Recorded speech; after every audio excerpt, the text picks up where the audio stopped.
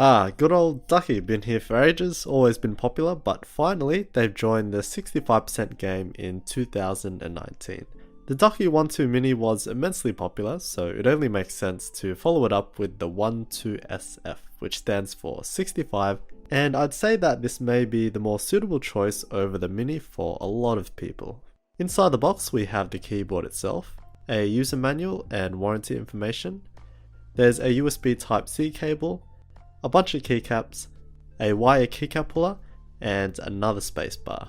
And it's always nice when keyboards come with a dust cover as well, but here it is. In the hands it feels fine, nothing special with minimal flex and a bit of heft as it does have an internal steel plate, and straight away we can see that it very much resembles the 1-2 Mini. And let's check on these extra keycaps just because. Awesome that they include these extra keycaps, which does include a regular enter key as well. And I guess to make it easier overall, they include the numpad enter keycap, which obviously doesn't fit on here.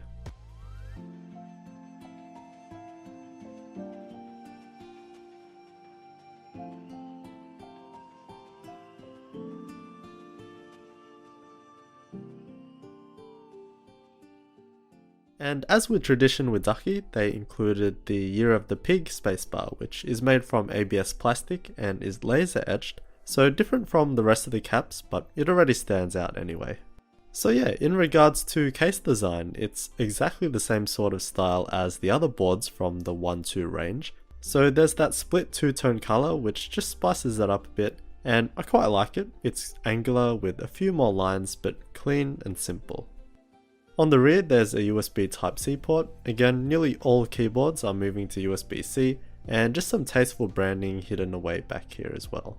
But one thing that I realized when taking video is that the keyboard is warped. You can clearly see that the case is curved a bit, like the actual keyboard isn't, as it does have that steel plate, but the enclosure does curve upwards towards the middle, so that's actually pretty bad, although it may just be my unit. And while it didn't really have any twist, the middle is quite spongy. It's not particularly rigid at all, as if it wasn't really connected properly to the metal plate. It doesn't affect the typing experience or anything, but it still could have been better because it's Ducky and you expect quality from them. But yeah, it really is all about that 65% layout. So the Ducky 1-2 Mini was a 60% keyboard, where the percentage is relative to a full-sized 100% keyboard. The main thing that 65% allows for is dedicated arrow keys, which is huge for some people, and that includes myself. I don't really like using 60% keyboards because I love arrow keys. And then we have some nav cluster keys on the right, and all that only adds one column, so we still pretty much get the space saving and ergonomic benefits of a 60%. But Ducky have done it a bit differently. There's 3 nav keys, which includes delete, which is nice, and home and end are on a secondary layer. And it's like this because of this unique look that they've gone with. Like, they could have easily put a key below page down, but went for a spacer. And there's a gap between the nav keys and the main area of the keyboard, but I like that. However, this is mainly due to the odd choice of having a 2U right shift. So on a normal keyboard, right shift is 2.75U, but on a standard compact keyboard, it is 1.75U. With proper aftermarket keysets, 2U shift keycaps are usually included, but 1.75U is like always included. It's not an issue in regards to actual use. I kind of feel like they did this to differentiate themselves, because when you start doing these compact layouts, they do start looking the same. These keycaps are made from 1.2mm thick PBT plastic and are double shot, so the legends are another piece of plastic and won't fade away. They're pretty nice, they're seamless, and the font is quite clean. And this allows for that RGB backlighting to shine through, so let's look at the keyboard's functionality, which is done by having all the other functions and keys on layers. So as you can see on the keycaps themselves, nearly every key has another function on the front of the keycap. So there's the default layer, and then 2 additional layers with the FN layer and the FN plus Alt layer. The FN layer pretty much has all the missing keys on there, and we have the function row on top, all the nav keys like home and delete, insert and all that on the right side, and we also have some media controls and mouse controls if you really need it.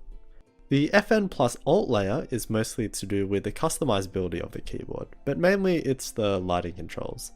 By pressing Fn plus Alt plus Tab, we can go through all the lighting effects and modes.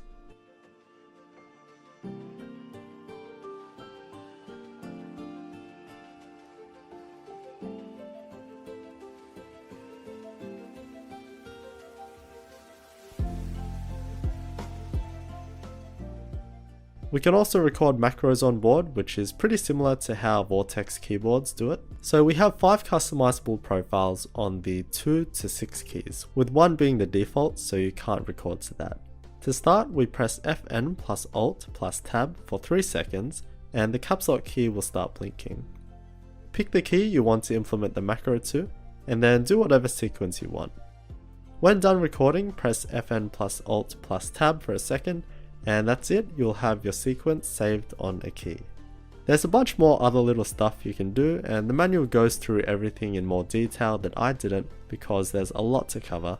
So if you actually have or get this board, I'd recommend you read through it. And that's the thing, you gotta know this stuff because it's all on board. There's no downloadable software like nearly every other keyboard out there, and for many that can be a negative because you don't have that interface to easily go through all the options. Everything is done with all these somewhat complicated key combos that, to be fair, are labeled, but it's still not as intuitive. In addition to that, we do have the dip switches on the bottom to change a few things. Dachi of course uses Cherry MX key switches. I have Cherry MX Blues in mind, so a loud clicky switch, but it will of course come in the other switch variants.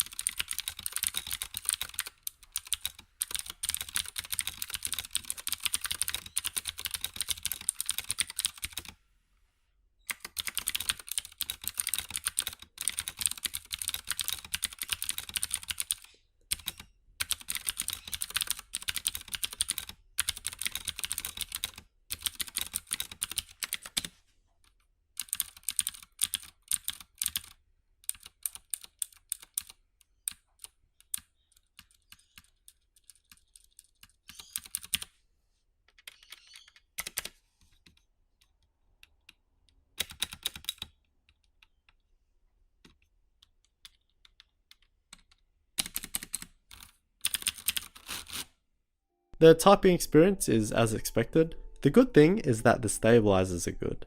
I feel that companies are beginning to realize how important stabilizers are, because no matter how good the keyboard is, if you have bad stabs, then it just ruins the whole thing. But yeah, minimal rattle on these ones.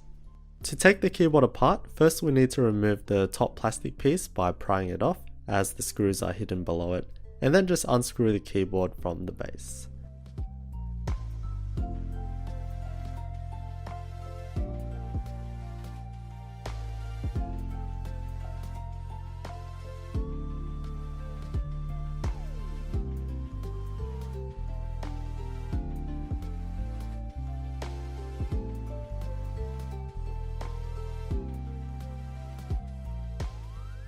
The case is very simple. The top piece is basically just a little cover for the key switches, and the base is super simple. There's no ribbing for reinforcement, and the standoffs are just plastic, which I actually had an issue with screws not stopping when you turn them.